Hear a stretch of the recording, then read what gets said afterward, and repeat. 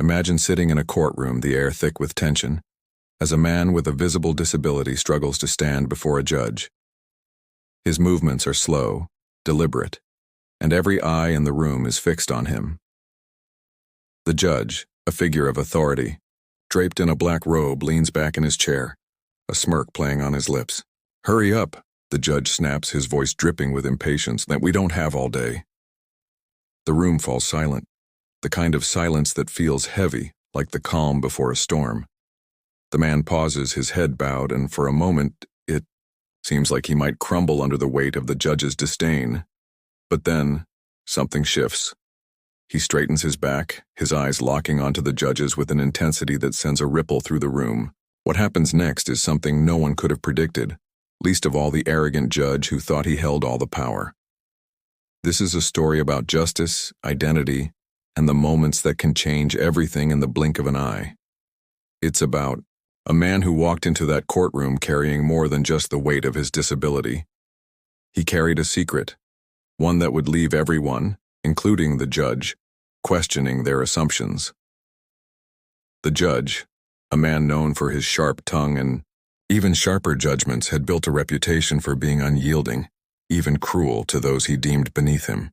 But on this day, he would meet someone who would challenge not just his authority, but his very understanding of right and wrong. The disabled man, whose name we'll soon come to know, had spent years living in the shadows, unnoticed and underestimated. His appearance in court that day was no accident. He had a purpose, a mission that went far beyond the case at hand. As he stood there, facing the judge's mocking gaze, he knew this was the moment he had been waiting for. The moment when he would reveal his true identity, not just to the judge but to everyone watching. But what was that identity? What could possibly make a man who seemed so vulnerable command such power and respect? And how would the judge, a man who had spent his life looking down on others, react when the tables were turned? As the tension in the room reached its peak, the man took a deep breath and began to speak. His voice, steady and clear, cut through the silence like a knife. "Your Honor," he said, his words measured, "you may think you know who I am, but you have no idea." The judge's smirk faltered, replaced by a flicker of uncertainty. The man continued, each word building on the last until the room was hanging on his every syllable. And then, just as he was about to reveal the truth, he paused. The silence stretched, the tension unbearable. What would he say next? What was the secret he had been hiding all this time? And how would the judge, a man who had always been in control, handle the revelation that was about to come? This is where our story takes a turn, where the lines between right and wrong, power and vulnerability, begin to blur. It's a story that will make you question everything you think you know about justice, about identity, and about the power of a single moment to change everything. But to find out what happens next, you'll have to keep watching, because what comes next is something you won't want to miss. The courtroom was silent, the kind of silence that feels alive, like it's holding its breath. The man standing before the judge, his posture now straight and his eyes steady, seemed to radiate a quiet strength that no one had noticed before. The judge, still seated high on his bench, shifted uncomfortably in his chair. For the first time in his career, he felt the weight of the room's attention shift away from him. It was unsettling, and he didn't like it. "What are you talking about?" the judge finally asked, his voice less confident now, almost hesitant. But the man didn't answer right away. Instead, he took a step forward, his cane tapping lightly against the floor, each tap echoing like a drumbeat in the stillness. To understand how this moment came to be, we need to go back to the beginning of this man's story. His name was Daniel Harper, and for most of his life he had been invisible. Not because he wanted to be, but because the world had a way of overlooking people like him. Daniel had been born with a condition that affected his mobility, making it difficult for him to walk without assistance. But his disability was only one part of who he was. Beneath the surface, Daniel was a man of extraordinary intelligence and resilience. He had spent years working behind the scenes, helping others in ways that often went unnoticed. He was a quiet force, someone who believed in justice but had long ago stopped believing in the system that was supposed to deliver. Daniel's journey to this courtroom had begun months earlier, when he had stumbled upon a case that struck a chord deep within him. It was a case involving a young woman named Emily Carter, a single mother who had been wrongfully evicted from her home. Emily had fought tirelessly to prove her innocence, but the system had failed her at every turn. Her landlord, a powerful man with connections in high places, had used his influence to ensure that Emily's voice was never heard. Daniel had seen the injustice of it all, and he knew he had to do something. But he also knew that going up against the system would be no easy task. He would need to be careful, strategic, and above all, patient. As Daniel dug deeper into Emily's case, he began to uncover a web of corruption that extended far beyond her landlord. It was a network of powerful people who used their influence to manipulate the law for their own gain. Judges, lawyers, even law enforcement officials, they were all part of the same broken system. And at the center of it all was the man now sitting on the bench in front of him, Judge Harold Grayson. Judge Grayson was known for his harsh rulings and his disdain for anyone he considered weak or inferior. He had built his career on a reputation for being tough on crime, but Daniel had come to realize that the judge's toughness was often just a cover for his own corruption. Daniel knew that if he wanted to help Emily, he would need to expose the truth about Judge Grayson. But how? He was just one man and a disabled one at that. Who would listen to him? Who would believe him? It was then that Daniel had an idea, a risky, audacious idea that would require him to step out of the shadows and into the spotlight. He would need to confront the judge directly, not as a victim but as an equal, and he would need to do it in a way that no one could ignore. That's why Daniel was standing in this courtroom today. He had filed a lawsuit against Emily's landlord, knowing full well that the case would end up in Judge Grayson's courtroom. It was a gamble, but it was one he was willing to take. As he stood there now, facing the judge, he could feel the weight of everything he had worked for hanging in the balance. This was his moment, his chance to make a difference. But he also knew that the judge wouldn't go down without a fight. Judge Grayson, for his part, was growing increasingly uneasy. He didn't like the way Daniel was looking at him, like he knew something the judge didn't. "Mr. Harper," the judge said, his voice sharp, "if you have something to say, say it. Otherwise, I suggest you sit down and let the court proceed." But Daniel didn't sit down. Instead, he took another step forward, his cane tapping against the floor once more. "Your Honor," he said, his voice calm but firm, "I think it's time we had a conversation about justice." The room seemed to hold its breath. Even the court reporter, who had been typing away diligently, paused, her fingers hovering over the keys. Judge Grayson's eyes narrowed. "Justice?" he repeated, his tone mocking. "And what do you know about justice, Mr. Harper?"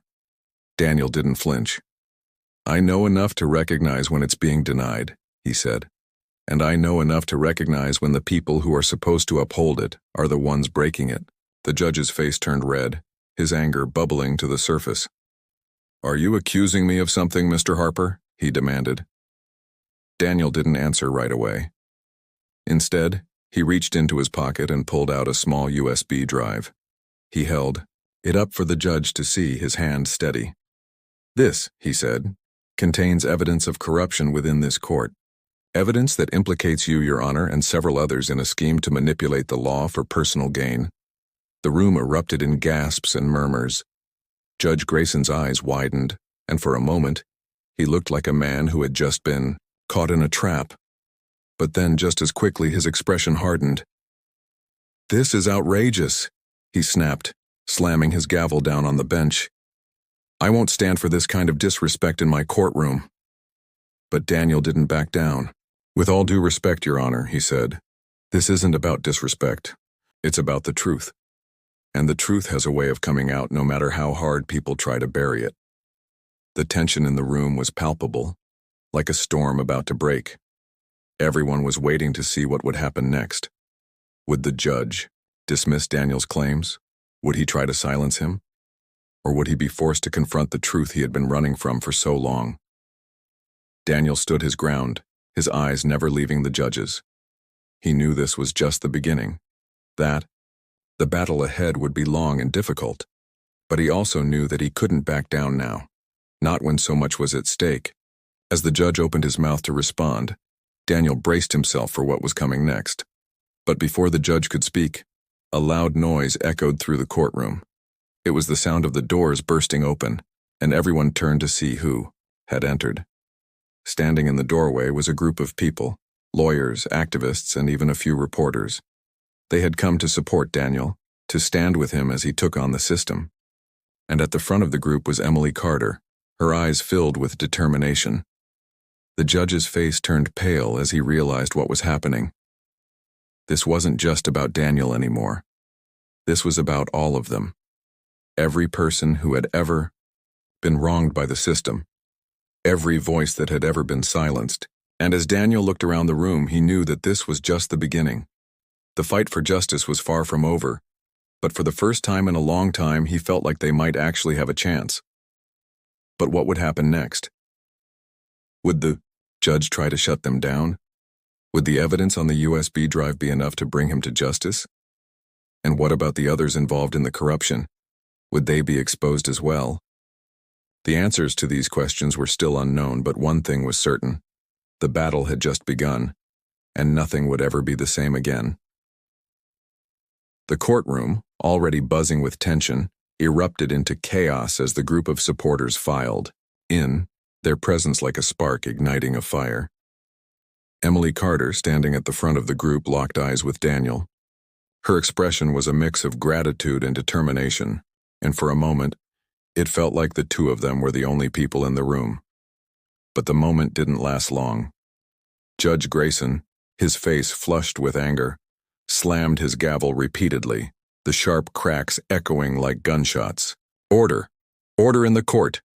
he bellowed, but his voice was drowned out by the murmurs and whispers spreading through the room like wildfire. The reporters in the group were already scribbling notes, their cameras flashing, capturing every moment of the unfolding drama. Daniel stood firm, his grip tightening on the USB drive in his hand. He could feel the weight of the moment pressing down on him, but he didn't falter. This was what he had been preparing for, what he had risked everything for. He glanced at Emily, then back at the judge, who was now glaring at him with a mixture of rage and fear. "Your Honor," Daniel said, his voice cutting through the noise, "this isn't just about me. It's about everyone who's been wronged by a system that's supposed to protect them. It's about justice." Judge Grayson's jaw tightened, and for a moment, it seemed like he might explode. But then, something shifted in his expression. The anger was still there, but it was tempered by something else. Calculation.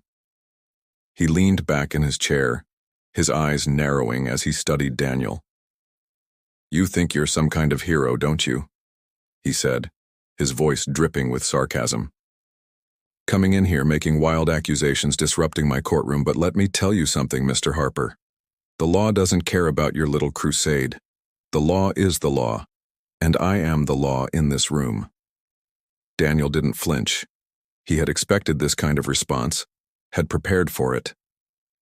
"The law," he said slowly, "is supposed to serve the people, not the other way around. And if the law has been corrupted, then it's our duty to expose that corruption, no matter who's involved." The room fell silent again, the weight of Daniel's words hanging in the air. Even the reporters stopped scribbling, their pens poised as they waited for what would come next. Judge Grayson's eyes flicked to the USB drive in Daniel's hand, and for the first time, there was a flicker of uncertainty in his gaze. He knew what was on that drive, or at least he had an idea, and he knew that if it got out, it could destroy him. But the judge wasn't the only one feeling the pressure. Emily, standing at the front of the group, was struggling to keep her emotions in check. She had been through so much, losing her home, fighting to clear her name, feeling like the entire world was against her. And now, here was Daniel, risking everything to help her. She wanted to say something, to thank him, to tell him how much this meant to her. But the words caught in her throat. Instead, she just nodded, her eyes filled with a quiet determination. Meanwhile, the lawyers in the group were already strategizing, whispering to each other as they tried to figure out the best way to proceed. They knew this was bigger than just one case, bigger than just one judge. This was about systemic corruption, about holding powerful people accountable, and they knew that if they played their cards right, they could use this moment to spark real change. But not everyone in the room was on Daniel's side. Sitting in the back, unnoticed by most, was a man in a dark suit, his face expressionless. He had been watching the proceedings with a detached interest, like a predator waiting for the right moment to strike. This man, whose name was Victor Kane, was a fixer, someone who specialized in making problems go away. And right now, Daniel Harper was a very big problem. Victor had been hired by the same people Daniel was trying to expose. His job was simple: stop Daniel at all costs. But Victor wasn't the kind of man who rushed into things. He preferred to wait, to observe, to strike when the time was right. And as he watched the scene unfold, he knew that time was coming soon. Back at the front of the room, Judge Grayson was trying to regain control. "This court is adjourned," he said, his voice firm but shaky. "We will reconvene tomorrow morning at 9 o'clock. And Mr. Harper," he added, his eyes narrowing, "I suggest you think very carefully about what you're doing. The consequences could be severe." Daniel didn't respond. He just stood there, his gaze steady, as the judge rose from his seat and stormed out of the room. The moment the door slammed shut behind him, the room erupted into noise again. Reporters rushed forward, shouting questions while the lawyers huddled together, discussing their next move. Emily finally found her voice, stepping forward to thank Daniel, but he held up a hand to stop her. "Not yet," he said quietly. "This isn't over. Not by a long shot." As the crowd began to disperse, Daniel slipped the USB drive back into his pocket, his mind racing. He knew the judge's threat wasn't empty. He knew that the people behind the corruption would stop at nothing to protect themselves. And he knew that the next 24 hours would be critical. But he also knew that he wasn't alone. He had Emily, he had the lawyers, he had the activists, and he had the truth. But the truth, as powerful as it was, could also be dangerous. And as Daniel left the courtroom, he couldn't shake the feeling that he was being watched. He glanced over his shoulder, his eyes scanning the crowd, but he didn't see anything out of the ordinary. Still, the feeling lingered, a cold knot of unease in the pit of his stomach. What Daniel didn't know was that Victor Kane was already on the move, his plan set in motion. The fixer had no intention of letting Daniel's evidence see the light of day, and as the sun set on the city, the stakes grew higher, the tension thicker. The battle for justice was far from over, and the next move could change everything. But what would that move be? Would Daniel be able to protect the evidence? Would the judge and his allies strike back? And what about Emily? Would she be able to hold on, to keep fighting, even as the pressure mounted? The answers to these questions were still unknown, but one thing was certain: the fight was just beginning, and the road ahead would be anything but easy. The night was long and restless for Daniel.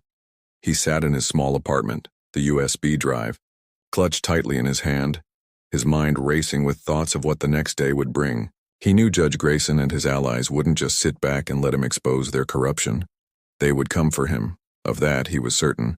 But he also knew he couldn't back down now. Too much was at stake: Emily's future, the integrity of the justice system, and the countless others who had been wronged by the very people sworn to protect them. He couldn't let them down. As the first light of dawn crept through the curtains, Daniel made a decision. He couldn't wait for the court to reconvene. He needed to act now, before the judge and his allies had a chance to strike. He grabbed his coat and headed out the door, the USB drive safely tucked into his pocket. The streets were quiet, the city still waking up, but Daniel could feel the weight of the day ahead pressing down on him.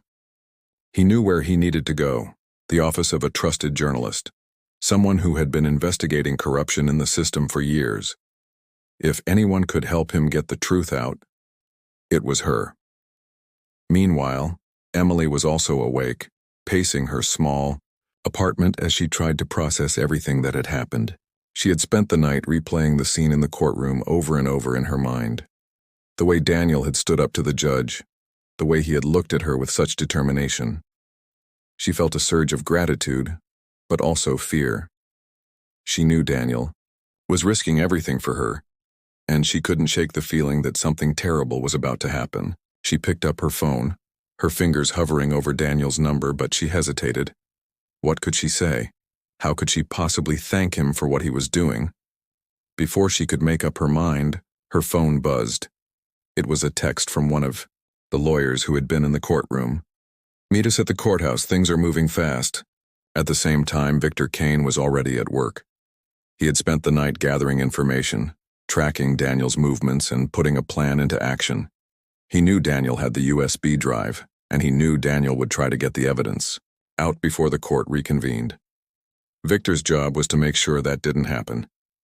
He had people watching Daniel's apartment, the courthouse, and the offices of every major journalist in the city. If Daniel made a move, Victor would know, and he would be ready.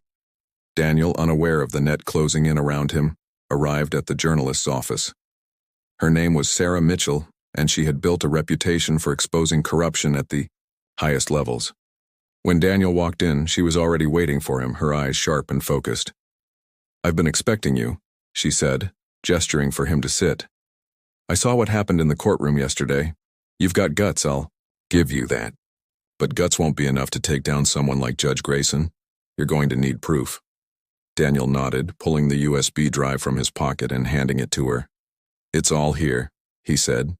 "Emails, bank records, everything. You need to expose the corruption, but you need to move fast.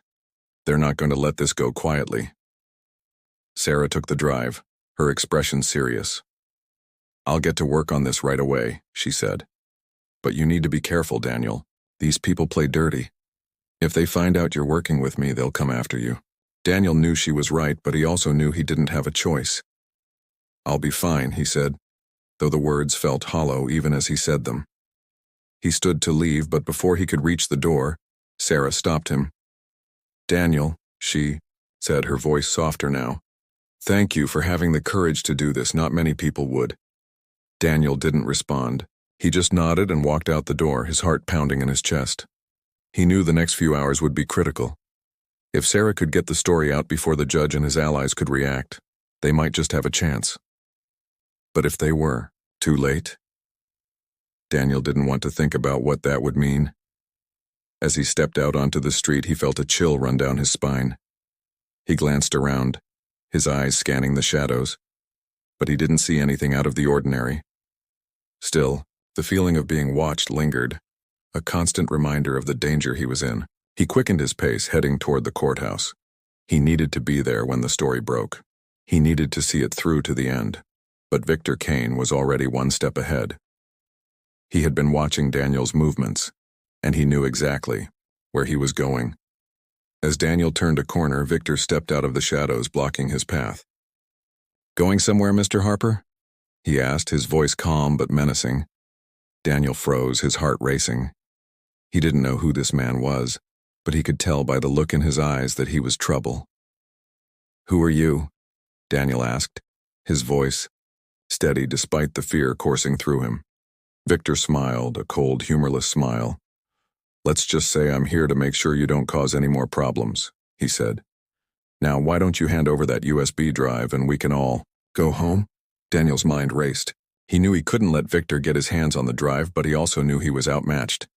He glanced around, looking for a way out, but the street was empty. He was on his own.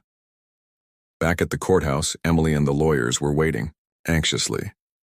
They had heard rumors that the judge was planning to dismiss the case, to sweep everything under the rug before the evidence could come to light. They knew they were running out of time. "Where's Daniel?" one of the lawyers asked, his voice tense. "He should be here by now." Emily didn't answer. She was too busy staring at the door, willing Daniel to walk through it. But as the minutes ticked by, her fear grew. Something was wrong. She could feel it, and she was right. At that moment, Daniel was facing off against Victor, the USB drive, still clutched tightly in his hand. He knew he had to think fast to find a way out of this, but Victor was closing in, his expression cold and determined. "Last chance, Mr. Harper," Victor said, his voice low. Hand it over. Daniel took a deep breath, his mind racing. He knew he couldn't fight Victor, but he also knew he couldn't give up. Not now. Not when they were so close. He glanced around one last time, and then, with a sudden burst of energy, he turned and ran. Victor cursed under his breath and took off after him, his footsteps echoing on the pavement. Daniel ran as fast as he could, his heart pounding, his breath coming in short gasps. He didn't know where he was going, but he knew he had to keep moving. If he could just make it to the courthouse, if he could just buy Sarah enough time to get the story out. But Victor was fast and he was gaining ground. Daniel could hear him behind him, his footsteps getting closer and closer. He turned a corner, his legs burning, his vision blurring. He was almost there, just a little further. And then, just as he reached the courthouse steps, Victor caught up to him. He grabbed Daniel by the arm, spinning him around and slamming him against the wall. "You're not going anywhere," Victor snarled, his face inches from Daniel's. Daniel struggled, but Victor's grip was like iron. He could feel the USB drive slipping from his hand, and he knew he was out of options. But just as Victor reached for the drive, a voice rang out. "Let him go." Victor froze, his head snapping around to see Emily standing at the top of the courthouse steps, her eyes blazing with fury. Behind her were the lawyers, the activists, and a crowd of reporters, their cameras trained on the scene. Victor hesitated, his grip on Daniel loosening just enough for Daniel to break free. Daniel stumbled back, his chest heaving, his eyes locked on Emily. She had done it. She had brought the crowd, the cameras, the attention, and now there was no way Victor could stop them. But Victor wasn't done yet. He glared at Daniel, his eyes filled with rage. "This isn't over," he hissed, before turning and disappearing into the crowd. Daniel didn't have time to think about what that meant. He turned to Emily, his heart swelling with gratitude. "You came," he said, his voice barely above a whisper. Emily nodded, her eyes filled with tears. "Of course I came," she said. "You're not in this alone, Daniel. None of us are." As the crowd gathered around them, Daniel felt a surge of hope. They had done it. They had exposed the truth. But as he looked out at the sea of faces, he knew the fight wasn't over. Judge Grayson and his allies would strike back. And when they did, they would come harder than ever. But for now, they had won a small victory. And as Daniel stood there, surrounded by the people who had fought alongside him, he knew they would keep fighting, no matter what. The crowd outside the courthouse buzzed with energy, their voices rising in a chorus of outrage and hope. Cameras flashed. Reporters shouted questions and activists held signs high, their messages demanding justice. Daniel stood at the center of it all, his chest still heaving from the chase, his mind racing as he tried to process what had just happened. Emily was by his side, her presence a steadying force, but even she couldn't shake the unease that lingered in the air. They had exposed the truth, but the fight was far from over. As the crowd began to settle, Sarah Mitchell, the journalist Daniel had entrusted with the USB drive, pushed her way to the front. Her face was pale, her expression grim. "Daniel," she said, her voice low but urgent. "We have a problem." Daniel's heart sank. "What is it?" he asked, though he wasn't sure he wanted to know the answer. Sarah hesitated, glancing around to make sure no one was listening. "The files on the USB drive," she said. "They're incomplete. There's enough to implicate Judge Grayson, but not enough to take down the entire network. We're missing something big." Daniel's stomach churned. He had risked everything to get that evidence, and now it might not be enough. "What do we do?" he asked, his voice barely above a whisper. Sarah's eyes narrowed, her mind already working. "We need to find the rest of the evidence," she said. "And we need to do it fast. If Grayson and his allies realize what we're missing, they'll destroy it before we can get our hands on it." Before Daniel could respond, a commotion broke out at the edge of the crowd. People were shouting, their voices filled with panic. Daniel turned, his eyes scanning the scene, and that's when he saw it. A black SUV speeding toward the courthouse, its windows tinted, its engine roaring. The crowd scattered, screaming as the vehicle screeched to a halt just feet from where Daniel stood. The doors flew open, and 4 men in dark suits stepped out. They moved with precision, their faces expressionless, their eyes hidden behind sunglasses. Daniel recognized one of them immediately, Victor Kane. The fixer had returned, and this time he wasn't alone. Victor stepped forward, his cold smile sending a chill through the air. "Mr. Harper," he said, his voice dripping with mock politeness. "I believe you have something that belongs to us." Daniel's mind raced. He didn't have the USB drive anymore. Sarah had it, but Victor didn't know that. He glanced at Emily, then at Sarah, silently willing them to stay calm. "I don't know what you're talking about," he said, his voice steady despite the fear clawing at his chest. Victor's smile widened. "Don't play dumb," he said. "We know. You have the evidence, and we're here to take it back." The crowd, which had been watching in stunned silence, began to murmur, their fear palpable. Daniel knew he had to act fast. If Victor and his men got their hands on the USB drive, everything they had worked for would be lost. But before he could say anything, Emily stepped forward, her eyes blazing with defiance. "You're not taking anything," she said, her voice strong and clear. "This ends here." Victor's smile faltered just for a moment, but it was enough to give Daniel hope. He knew they couldn't win this fight with force, but maybe, just maybe, they could outsmart Victor. He turned to Sarah, his voice low. "Get out of here," he said. "Take the drive and go. We'll hold them off." Sarah hesitated, her eyes filled with worry. "But go," Daniel insisted, his voice firm. "We'll be right behind you." Sarah nodded, clutching the USB drive tightly as she slipped away into the crowd. Daniel turned back to Victor, his heart pounding. He knew he was buying time, but he also knew it might not be enough. Victor's men were closing in, their movements deliberate, their intentions clear. But just as the situation seemed hopeless, a new voice cut through the tension. "That's enough." Everyone turned to see a woman stepping out of the courthouse, her posture commanding, her eyes sharp. It was Judge Margaret Hayes, a respected figure known for her integrity and fairness. She had been watching the scene unfold from the steps, and now she was stepping in. "This is a courthouse," she said, her voice ringing with authority. "Not a battlefield. You will all stand down or I will have you arrested." Victor hesitated, his eyes narrowing as he weighed his options. He knew Judge Hayes wasn't someone to be trifled with, but he also knew his employers wouldn't accept failure. "This doesn't concern you," he said, his voice cold. "Step aside." Judge Hayes didn't flinch. "It concerns me when the law is being flouted on my doorstep," she said. "Now I suggest you leave before I call the police."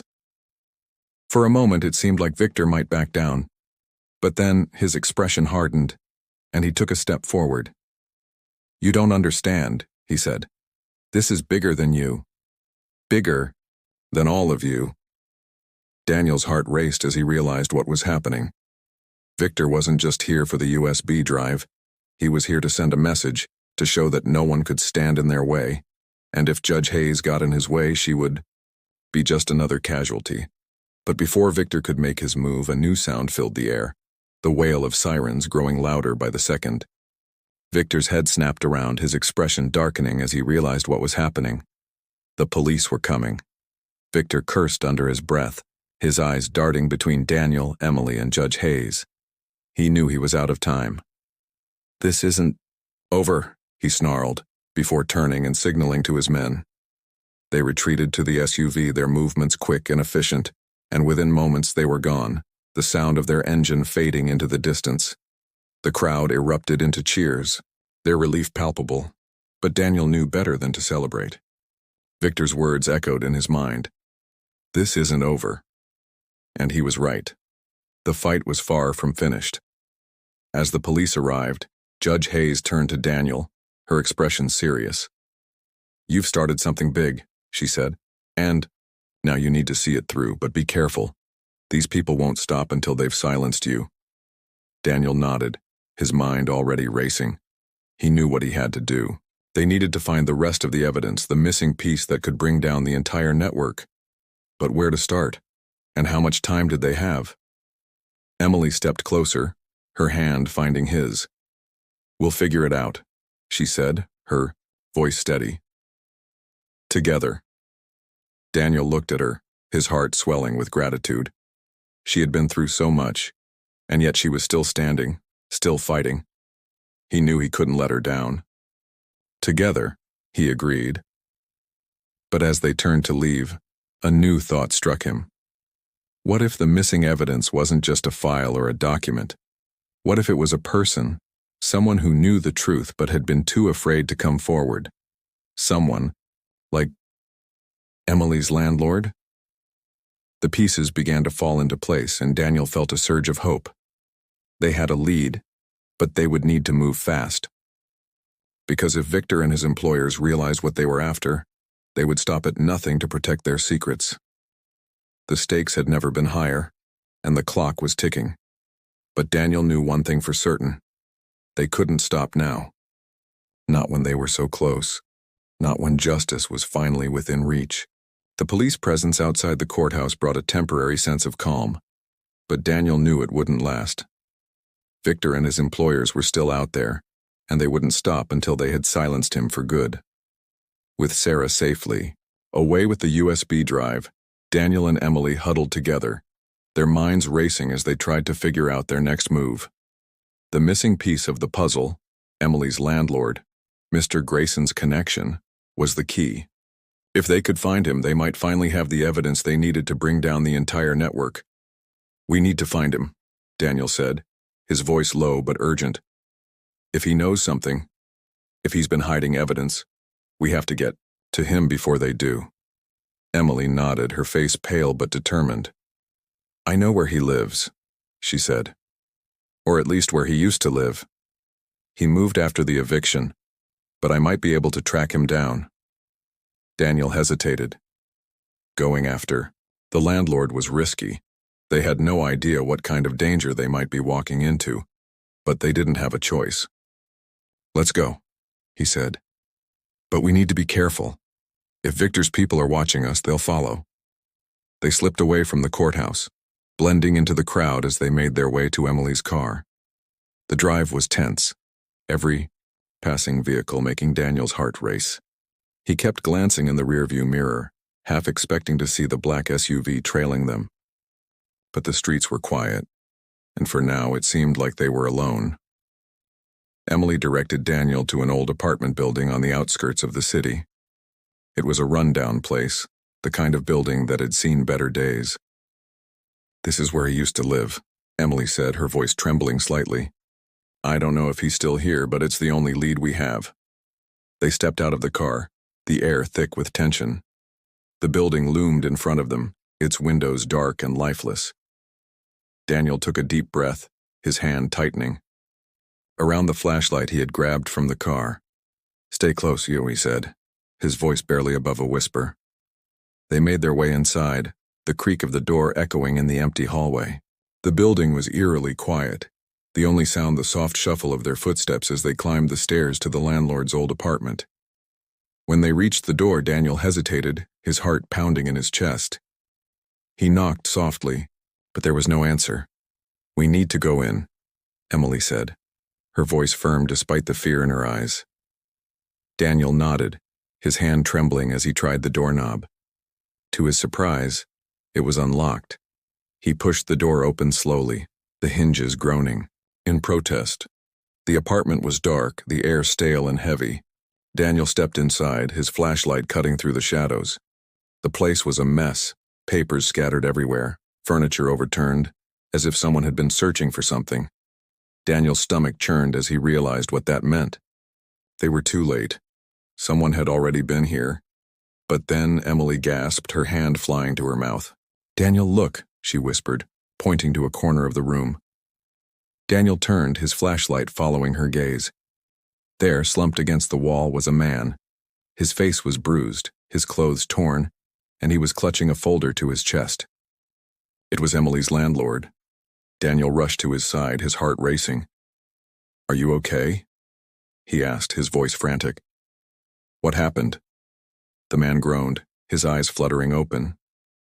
They came for me, he said, his voice weak. They wanted the evidence, but I didn't give it to them. Daniel's eyes widened. What evidence? He asked, his voice barely above a whisper. The man hesitated, his breathing labored. Proof, he said. Proof of everything. Grayson, he's not just a judge. He's part of something bigger, a network. And I have the names, the transactions, everything. Daniel's heart raced as he took the folder from the man's hands. Inside were documents, bank records, emails, names of powerful people involved in the corruption. It was everything they needed. But before Daniel could say anything, the man grabbed his arm, his grip surprisingly strong. You need to go, he said, his voice urgent. They'll be back, and when they come, they won't stop until they have it. Daniel nodded, his mind racing. They had the evidence, but they were running out of time. We need to get you out of here, he said, but the man shook his head. No, he said, I'm not going anywhere, but you need to take this, and you need to run. Before Daniel could argue, the sound of footsteps echoed in the hallway. Daniel's heart stopped. They were here. Emily grabbed Daniel's arm, her eyes wide, with fear. We need to go, she whispered. Now. Daniel hesitated, torn between helping the man and escaping with the evidence. But the man shook his head, his eyes pleading. Go, he said. Please. Daniel nodded, his heart heavy as he and Emily slipped out of the apartment, the folder clutched tightly in his hands. They moved quickly, their footsteps silent as they made their way down the stairs. But just as they reached the bottom, the doctor burst open and Victor stepped inside, his men close behind. Daniel's heart raced as he and Emily ducked into a shadowed corner, their breaths held. Victor's voice echoed through the hallway, cold and menacing.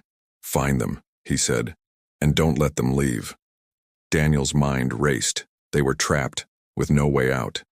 But then, Emily grabbed his hand, her eyes filled with determination. This way, she whispered, pulling him toward a door at the back of the building. They slipped outside, the cold night air hitting them like a slap. But before they could run, a voice called out, Stop right there. Daniel froze, his heart sinking as he turned to see a police officer standing in front of them, his hand on his holster. For a moment, Daniel thought it was over. But then, the officer stepped closer, his expression softening. Are you Daniel Harper? He asked. Daniel nodded, his voice caught in his throat. The officer smiled, a small, relieved smile. We've been looking for you, he said. Judge Hayes sent us. She said you might need help. Daniel's heart soared as he realized what was happening. They weren't alone. The police were on their side. He handed the folder to the officer, his hands trembling. This is it, he said. Everything you need to take them down. The officer nodded, his expression serious. We'll take it from here, he said. But you need to get out of here. It's not safe. Daniel and Emily didn't need to be told twice. They ran, their footsteps echoing in the night as they made their way back to the car. But just as they reached it, a loud crash echoed from the building, followed by shouts and the sound of gunfire. Daniel's heart raced as he realized what was happening. Victor and his men had found the police. We need to go, Emily said, her voice frantic. Now! Daniel nodded, his hands shaking as he started the car. They sped away, the sound of sirens growing louder behind them. But as they drove, Daniel couldn't shake the feeling that something was wrong. They had the evidence, but at what cost? The landlord, the police. How many people had been hurt because of this? And then, as they turned a corner, Daniel's phone buzzed. He glanced at it, his heart stopping as he saw the message. It was from Sarah. We have a problem, it read. The files, they're encrypted. We can't access them. Daniel's stomach churned as he realized what that meant. The evidence was useless unless they could unlock it, and they had no idea how. But before he could process the news, Emily grabbed his arm, her eyes wide with fear. "Daniel," she said, her voice trembling. "Look." Daniel followed her gaze, his heart sinking as he saw the black SUV speeding. Toward them, its headlights blinding. Victor had found them. The climax was here, and there was no way out. The black SUV roared toward them, its headlights cutting through the darkness like twin beams of doom. Daniel's hands tightened on the steering wheel, his heart pounding as he tried to think. They were out of options. The evidence was encrypted. Victor was closing in, and there was nowhere left to run. But then Emily's voice broke through the panic. "Daniel, turn left," she shouted, pointing to a narrow alley up ahead. Without hesitation, Daniel swerved the car into the alley, the tires screeching as they barely made the turn. The SUV followed, its engine growling like a predator on the hunt. The alley was tight, the walls closing in on either side, but Daniel pushed the car as fast as it would go. "Where does this lead?" he asked, his voice strained. "I don't know," Emily admitted, her voice trembling, "but it's our only chance." The alley twisted and turned, the car bouncing over potholes and debris. Behind them, the SUV was gaining ground, its headlights filling the rearview mirror. Daniel's mind raced. They couldn't keep this up forever. They needed a plan, and they needed it fast. Just as the alley opened up into a wider street, Daniel spotted something, a construction site, its gates slightly ajar. Without thinking, he slammed on the brakes and yanked the wheel, sending the car skidding into the site. The SUV followed, but the driver wasn't prepared for the sharp turn. The vehicle clipped the gate, sending it spinning out of control before crashing into a pile of scaffolding. Daniel didn't wait to see if Victor and his men were okay. He hit the gas, speeding out of the construction site and onto the main road. His hands were shaking, his breath coming in short gasps, but they were alive. "For now. We need to get to Sarah," Daniel said, his voice urgent. "If anyone can crack that encryption, it's her."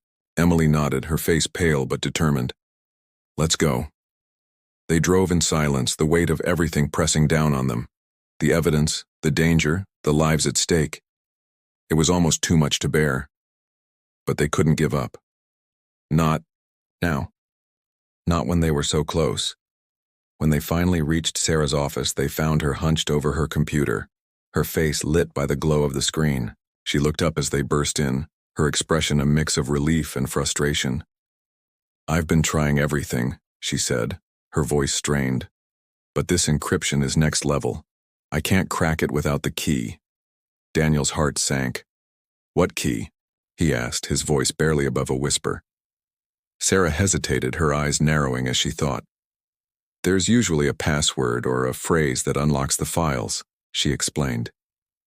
"Something only the person who encrypted it would know." Daniel's mind raced. The landlord, he had said something about a key. "Proof," Daniel muttered, his voice barely audible. "He said it was proof of everything. What if the key is proof?" Sarah's eyes widened. "It's worth a shot," she said, her fingers flying over the keyboard. She typed in the word and hit enter.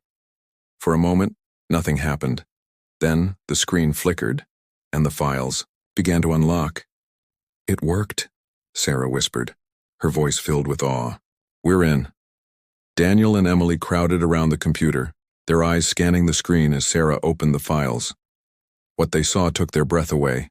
Bank records, emails, names of powerful people, everything they needed to bring down. The network, it was all there. "We need to get this to the authorities," Daniel said, his voice urgent. "Now." But before they could move, the sound of sirens filled the air. Daniel's heart raced as he glanced out the window. Police cars were pulling up outside, their lights flashing. For a moment he thought they were here to help. But then, he saw Victor stepping out of one of the cars, his face cold and determined. "He's got the police on his side," Emily whispered, her voice filled with fear. Daniel's mind raced. They were trapped. But then Sarah stood up, her expression fierce. "Not if I can help it," she said, grabbing her phone. She dialed a number and held the phone to her ear. "Judge Hayes? It's Sarah Mitchell. We have the evidence. But we need your help. Now." The next few minutes were a blur. Judge Hayes arrived with a team of federal agents, their presence immediately shifting the balance of power. Victor and his men were arrested, their protests falling on deaf ears. The evidence was handed over, and within hours, warrants were issued for the arrest of everyone involved in the corruption network, including Judge Grayson. As the sun rose over the city, Daniel, Emily, and Sarah stood outside the courthouse, their faces lit by the soft glow of dawn. It was over. They had done it. The network was exposed, the corrupt brought to justice, and the truth finally revealed. But as they stood there, Daniel couldn't shake the feeling that this was just the beginning. The fight for justice wasn't over. It never would be. There would always be people who tried to abuse their power, to silence those who stood up for what was right. But as long as there were people willing to fight, there was hope. Emily reached over and took Daniel's hand, her grip firm and reassuring. "We did it," she said, her voice filled with quiet pride. Daniel nodded, his heart swelling with gratitude. "We did," he agreed. "But we couldn't have done it without you." Sarah smiled, her eyes filled with a quiet determination. "This is just the beginning," she said. "There's still so much work to do." Daniel knew she was right. The fight wasn't over. But for now they could take a moment to breathe, to celebrate the small victory they had won. And as they stood there, watching the sun rise over the city, Daniel felt a sense of peace he hadn't felt in a long time. They had faced the darkness and come out the other side, and no matter what came next, they would face it together. The story of Daniel, Emily, and Sarah wasn't just about exposing corruption or fighting for justice. It was about the power of ordinary people to make a difference, to stand up for what was right, even when the odds were against them. It was a reminder that no matter how dark the world seemed, there was always hope. And as long as there were people willing to fight for that hope, the light would never go out.